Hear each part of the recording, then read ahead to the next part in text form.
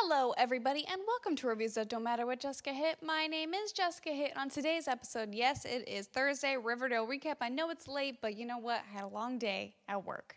A very long day. So I'm doing it late, getting this up.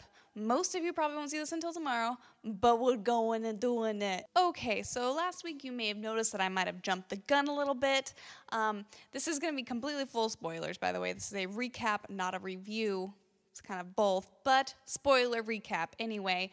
Moose and Midge aren't dead, which, I mean, this serial trying to murder person is just, like, not good. I mean, how in the world do you fire point blank into a car and not kill the person? Like, unless Moose is just, like, a beast and, like, cannot be killed, like, makes no sense to me whatsoever. Anyway, Moose doesn't die, Midge doesn't die. This sort of Zodiac killer-esque serial killer, who really isn't a serial killer because they've only killed one person, and that was Geraldine Grundy, and the other ones all lived. Also, I find it interesting that they've used a gun in two of the things, but then did not shoot Grundy, so it's like not exactly like adding up. Like they're using different weapons, which normally these kind of crimes are very similar to each other, but it does seem like this guy is kind of going after some people who are sort of breaking the rules in a way, I guess, is how you would explain it, by either taking drugs or being a pedophile in Miss Grundy's case. So very interesting. I mean, this whole thing is why Polly decides to leave, which we finally see Polly in this whole season. I've been wondering where she was the entire time because she's supposed to be living with them, but we haven't seen her. So she decides to go run off because she is an unwed, pregnant teenager who is, pregnant with her cousin's babies. So exciting. Anyway, she left town. We don't need to worry about her, hopefully. And then, yeah, I mean, the killer decided to send a very Zodiac type of letter to the newspaper, which is Betty's mom. She opens it. You know, she prints it, obviously, on the paper. I mean, and everyone's so mad about her for, like, actually putting this in the paper. First of all, obviously, you could very well be kind of goading this killer into doing more things, but at the same time, if he sends this to you and he wants you to put it in the newspaper, you don't do it. That could also be putting your family in danger, so just do it, really. I mean, and also, I kind of have a feeling that people have a right to know about this. I hit my mic again. I mean, it's gonna come out sooner or later in some form, who knows what this guy can do? Who knows? Maybe he has, like, people who could just get it out. I don't know. Maybe this is, like, a whole bunch of people doing things, but everyone's saying, okay, the most popular theory, I'm kind of all over the place in this one. I'm sorry. I'm really tired right now. The most popular theory right now is that Daddy Cooper is the murderer, and I understand where they're going with it, and I think the body type matches and the eyes kind of match. I don't think they match that much at all, personally, but I don't see it being that. I honestly don't think we know this person. We might have heard of it. I kind of have a theory as to what it is, but I'm not going to put that out there just yet because I'm still kind of wading through the waters through my theory. So we'll see what happens with that. But I mean, Archie's going full-blown freaking nutso with this whole thing. He creates this thing called the Red Circle, which is kind of like a teenage militia. They're watchdogs, or what they do. They go around. They're like a neighborhood watch team. But it's just, but they're children, and like, what if they actually run into the murder? Like, what are they gonna do? Apparently Archie wants to kill this guy, which is understandable. I mean, he did try to kill his dad, and he's, going after all these people he cares about. But still, come on, Archie, you need to calm down. Also, Archie had a meeting with Veronica's dad. Oh, jeez. I love the Lodge family. They're just so...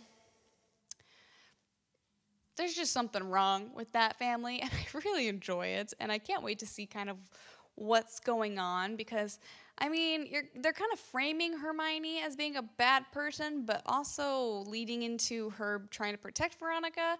I have no clue what they're doing with this at all. We all know Hiram Lodge is just a pain in the butt, but I love Hiram Lodge so far. We'll see what happens. I mean, let's be real, they're still doing shady stuff. We all know this. And also Hiram's kind of like goading Archie into like really taking matters into his own hands. So I don't know. Also, okay, we're going to talk about this. Reggie, the new Reggie, is so hyper. Like, oh my God, he needs to calm down is what he needs to do. But also, I am kind of enjoying him a little bit. I think it's going to take some getting used to. But, you know, we just need a good episode where he gets a lot of airtime, which, you know what we got this episode?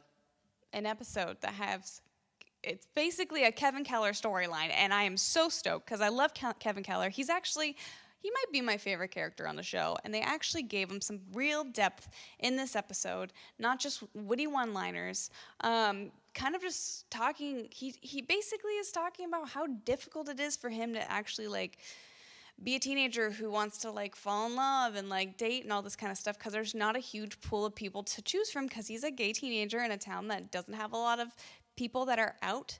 And whether or not Moose is bisexual or if he is full gay and he just has a beard going on with Midge, who knows? I do ship Moose and Kevin, I do, because there were some really sweet moments between them. And I don't know, it was nice to see, and it made me happy that Moose and Midge survived, because that could be a fun little love triangle that isn't an annoying love triangle. But also, we see Kevin get really mad at Betty because Betty's not understanding these things, and she's kind of just like really stepping over that line of being a little too nosy and bossy. And I think this is gonna be the beginning of this sort of downturn in Betty and, you know, what could possibly happen with her and Jughead, which we know they're going to go through some rough times in this season. They're already kind of framing Tony Topaz as kind of a reason why, which I think is stupid. Also, in case you guys don't know, some of you probably do, you read about this stuff. There's been death threats to the actress of Tony Topaz. Because earlier, a couple months ago, when they were doing interviews and stuff, they were kind of like, oh yeah, we're bringing in Tony Topaz. She's a female serpent. She's friends with Jughead. Kind of like introduce her to everything at Southside High. And there might be a little friction with her and Betty and Jughead.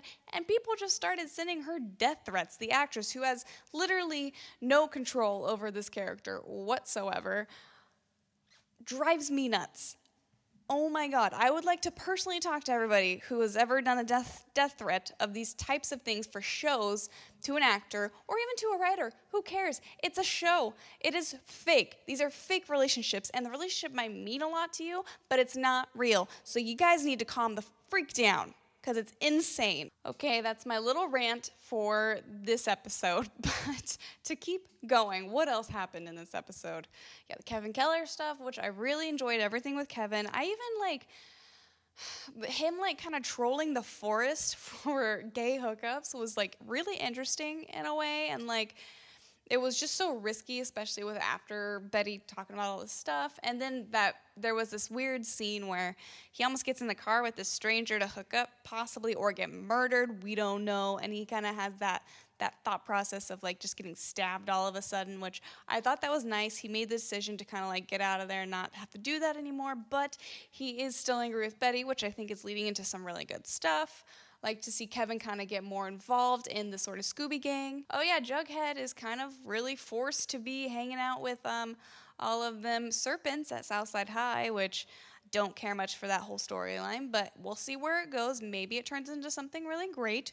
Who knows? I don't. Also, do you find it funny that Riverdale High's newspaper's called the Blue and Gold, and Southside High's is called the Red and Black? That really just seems like an easy way for the writers to distinguish these two school newspapers, whereas in normal things, they're not usually called stuff like that, and they're not directly related to the high school that they're opposite of. So we got all that stuff. We got, oh gosh, what else? Oh yeah, the Lodge family.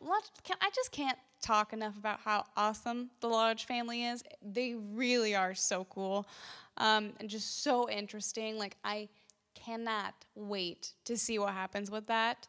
I don't know, this mystery, it's not as enticing as the Jason mystery, but it's interesting enough that they're going full Zodiac.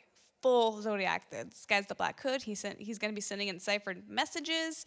The signature and the preview for this whole episode, for the next episode actually. The like sign, the signal that he uses on these papers is very similar to the Zodiacs. Like, I'm just going to put that out there. I don't know if they're even going to mention this in the show or not, but because I don't even know if this is our reality that we are in. I almost feel like this is sort of just a slightly altered reality that Riverdale is in. But in the previews for this next episode, it might be more fueled with Betty, and maybe this person's trying to impress her as opposed to trying to track down Archie's loved ones, but who knows? I mean, it seems like the next episode's actually gonna kind of get this whole season moving more, whereas these first couple episodes feels like a lot of setup, and it's understandable. I mean, it's a longer season. You're gonna need some more setup. I think the ball's gonna get rolling next episode. I preferred this one over last week's episode because it felt like nothing really happened. So yeah, we'll see. I'm not like super high on the second season, but I'm still really enjoying it. I still really like these characters. I love the creepiness and just like, yeah. And also, I don't know what they're doing with Cheryl. I have no clue. Like, what is her point in this season? It almost makes me think that she has more to do with this whole mystery than she's letting on. Like, maybe she's trying to rid Riverdale of all of this bad stuff that infiltrated Jason and her family. So I don't know. Maybe that's a theory I should toss around a little bit. Maybe I'll make a theories video once mid-season hits. That'll be interesting, seeing what happens. Anyway, I'm tired, so I'm gonna like get off of this. I'm rambling. Okay, yeah. Jesus. If you guys like this recap, please give it a thumbs up. Comment down below. What are your thoughts on Riverdale so far? Don't forget to subscribe Monday through Friday. I sometimes I miss a day. Sorry, I work a lot. Sometimes I'm tired. I need a break. Anyway, subscribe, please. Goodbye.